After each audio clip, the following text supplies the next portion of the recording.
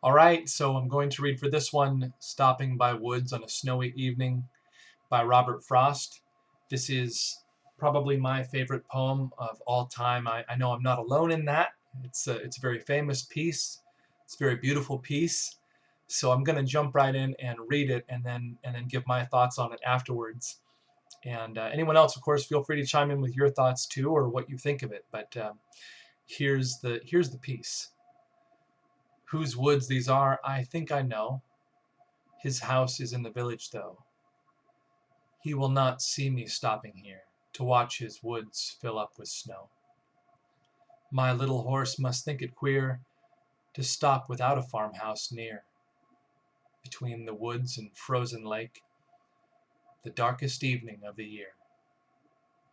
He gives his harness bells a shake to ask if there is some mistake. The only other sounds the sweep of easy wind and downy flake. The woods are lovely, dark and deep, but I have promises to keep, and miles to go before I sleep, and miles to go before I sleep. So there's the piece, and for me, I mean, I'm not a scholar of this. I haven't read extensively on what the poetry experts have extracted and dissected and etc. But it struck me particularly,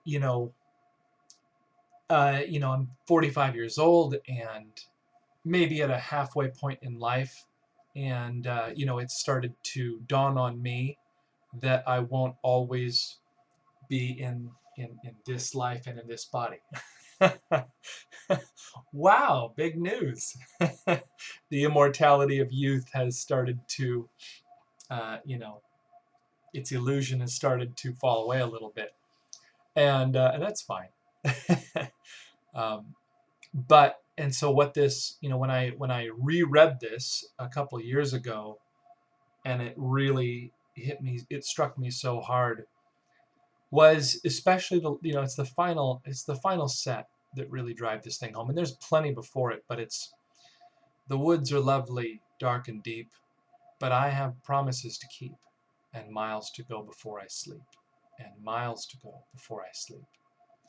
And there's this, for me personally, I've never had any genuine thoughts of suicide, um, but there has been, as I've personally grown and personally expanded in life and taken on more responsibilities and done more things, the challenges grow with it.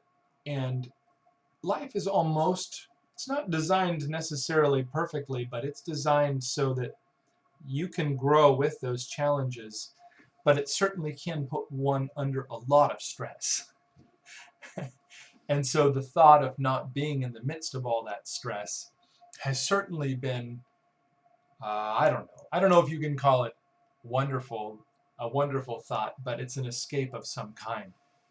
And for me, that line, so he's there and he stopped his horse and he's in the middle of the wood and he's just looking and everything is quiet except for that sweep of snow. And he comments, the woods are lovely, dark and deep, but I have promises to keep. Right, so like, what does that mean for that horse rider? That he might wander into the snow and freeze and pass away, that he might leave his track, that he might leave his responsibilities and just go do that. They're lovely, dark and deep.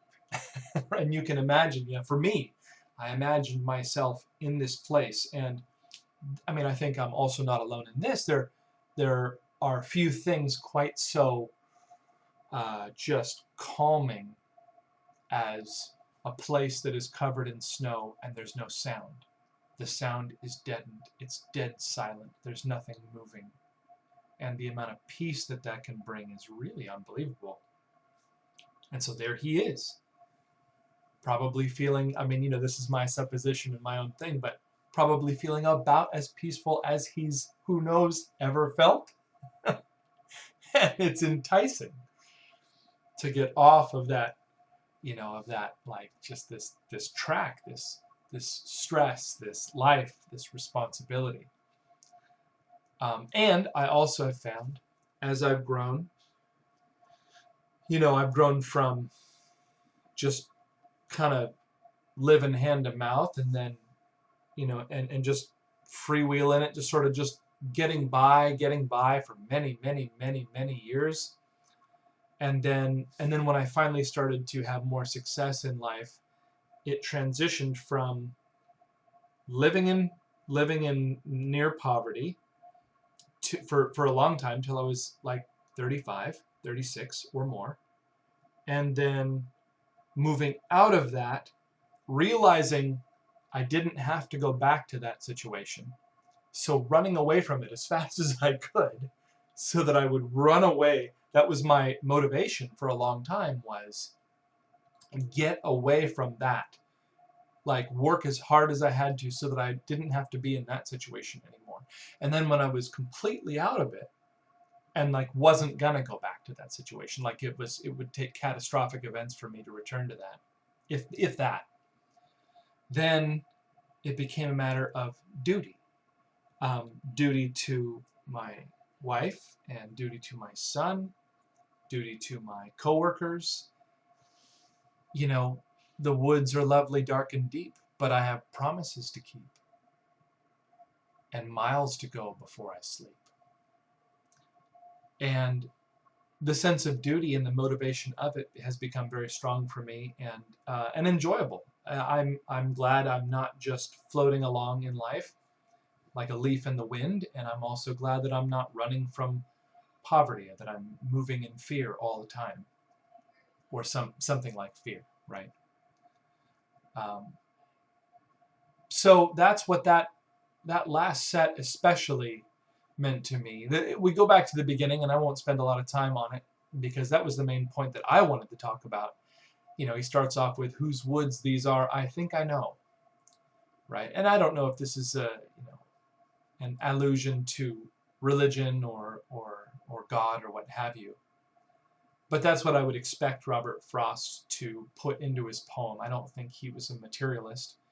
I think he had a very strong spiritual side to him. And when he says his house is in the village, though, maybe that's where the chapel is. I don't know. You will not see me stopping here to watch his woods fill up with snow. That's just beautiful. And you might think, oh, it's a property owner and his house is in the village. And I don't think that's as simple as Robert Frost would have it. Not that he was a complex writer by any stretch, but I think that I think that's what he would do with that. And then, of course, he has his horse there, and it paints the picture so well. My little horse must think it queer. Now he goes into it. To stop without farmhouse near. So there's no farmhouse. Between the woods and frozen lake. So there's even more stillness. The woods are still, but the lake is frozen. The darkest evening of the year. And so now we really feel the situation. He gives his harness bells a shake. So now we have some motion and sound to ask if there is some mistake. The only other sound's the sweep of easy wind and downy flake. Yeah, so there we have it. My favorite poem,